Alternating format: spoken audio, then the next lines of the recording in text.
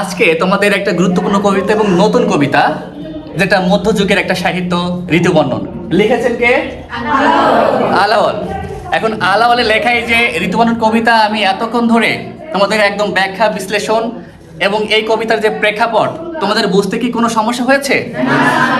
এখন তোমরা ঠিকঠাক বুঝছো কিনা প্রত্যেকের সামনে গিয়ে আমি যে তথ্যগুলো দিয়েছি, যে ব্যাখ্যাগুলো করেছি এবং কবিতার ভিতর থেকে আমি এখন প্রশ্ন করতে যাচ্ছি, সবাই প্রস্তুত হও।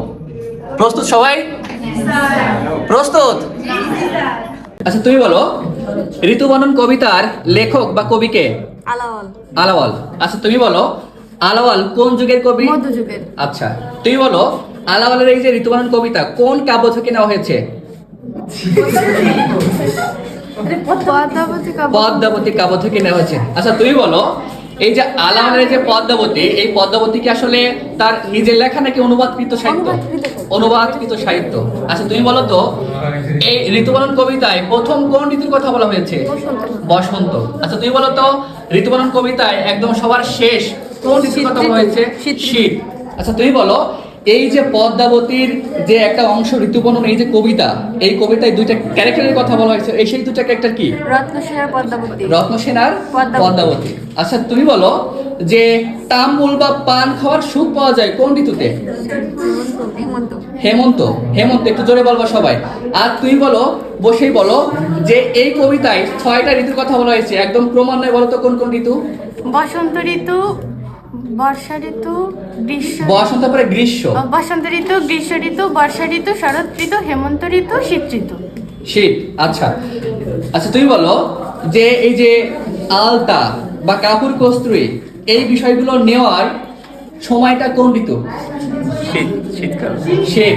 জোরে বলবা। শীত। আচ্ছা এবার তুমি বলো তো, যে দাদুরি শব্দের অর্থ কি? দাদুরি।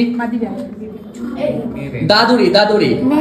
মেয়ে ব্যাগ। আচ্ছা তুমি বলো, শিখিনি শব্দের অর্থ কি? শিখিনি। ময়ূরী। আচ্ছা তুমি বলো, এই যে দাদুরি আর শিখিনি কোন ঋতুতে দেখা যায় বা গান করে বা নৃত্য করে? কোন ঋতুতে? বর্ষা ঋতুতে। বর্ষাকালে। আচ্ছা তুমি বলো, যে আকাশ নির্মল থাকে কোন ঋতুতে? শরৎ ঋতুতে।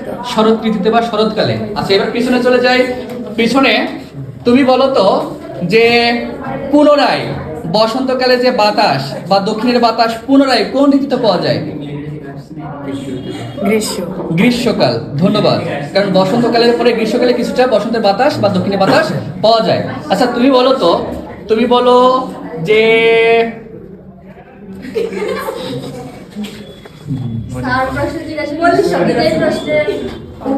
এই যে তোমার লবঙ্গ ফুল, বেলি ফুল, তারপরে পলাশ ফুল, এই ফুলগুলো ফোটে কোন ঋতুতে?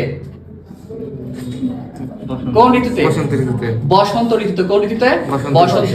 আচ্ছা তুমি বলো, যে এই যে বনস্পতি অর্থাৎ বৃক্ষ, যেগুলোকে আমরা বট গাছ, পাকড় গাছ বলি, যে গাছের ফুল হয় না কিন্তু ফল হয়, এই বনস্পতি মুকুলিত হয় কোন ঋতুতে? বসন্ত স্যার। বসন্তকালে। কোন ঋতুতে? বসন্তকালে। আচ্ছা তুমি সর্বশেষ প্রশ্ন হলো, যে এই কবিতার মধ্যে সব থেকে কোন ঋতু তোমার পছন্দ হয়েছে? কোন ঋতুর বৈশিষ্ট্য তোমার ভালো লাগছে? বসন্ত ঋতুর। বসন্ত, মানে প্রেমের একটা ভাব আছে এই জন্য। আচ্ছা সবাইকে ধন্যবাদ।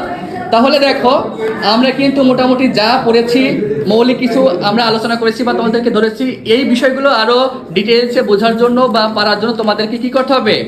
এই ঋতুবর্ণন কবিতার কবি পরিচিতি, শব্দের অর্থ, আর সর্বশেষ হচ্ছে পাঠ পরিচিতি, এইগুলো ভালো করে পড়তে হবে। আর সব থেকে বেশি গুরুত্বপূর্ণ, বিশেষ করে এমসিকিউ বা জ্ঞানমূলক বা অনুধাবন, তোমাদের কবিতার লাইনগুলো ব্যাখ্যা করে পড়তে হবে এবং বুঝতে হবে। ঠিক আছে সবাই?